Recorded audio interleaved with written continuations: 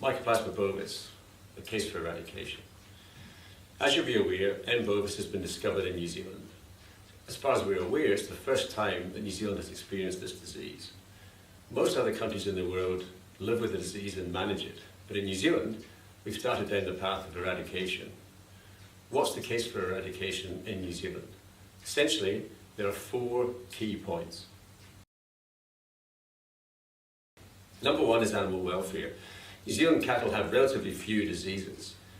Experience overseas has shown that if we introduce Mycoplasma bovis into a naive population or a herd, we experience a significant increase in disease, in particular pneumonia, mastitis, abortion and lameness, sometimes up to 30% in a naive population.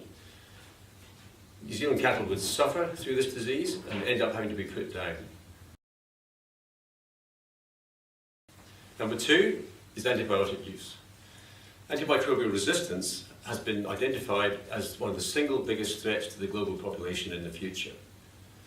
The majority of antibiotics that are used in the world are used in agriculture, but New Zealand is a very low user agriculturally. In fact, we're the 3rd lowest user of antibiotics for agriculture in the world. New Zealand set an aspirational goal of reducing agricultural antibiotic use to 0 by 2030, and New Zealand dairy farmers have made significant steps already towards that goal. If Mycoplasma bovis becomes endemic, that goal will be unattainable. Antibiotic use will increase as we treat more cows for longer periods for a disease that is very resistant to antibiotic therapy. Number 3 is dairy industry structure. New Zealand is unique in the world with our dairy industry structure with share milking and contract milking arrangements. If M. bovis became endemic, overnight that structure would be destroyed, because obviously a positive herd would not be allowed onto a clean farm, and vice versa, you wouldn't want to move a clean herd onto an infected farm. The ladder for younger people in the industry moving up into farm ownership would be destroyed forever. The 4th case for eradication is cost, both at a national level and at a farm level.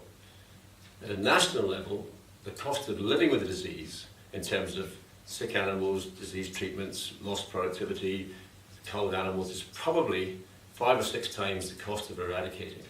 So eradication is by far the most cost-effective method of dealing with the disease.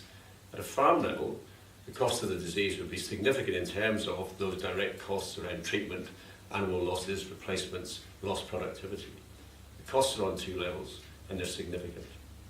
Finally, New Zealand is an island, and it's uniquely placed to both prevent disease and eradicate disease early when it gets here.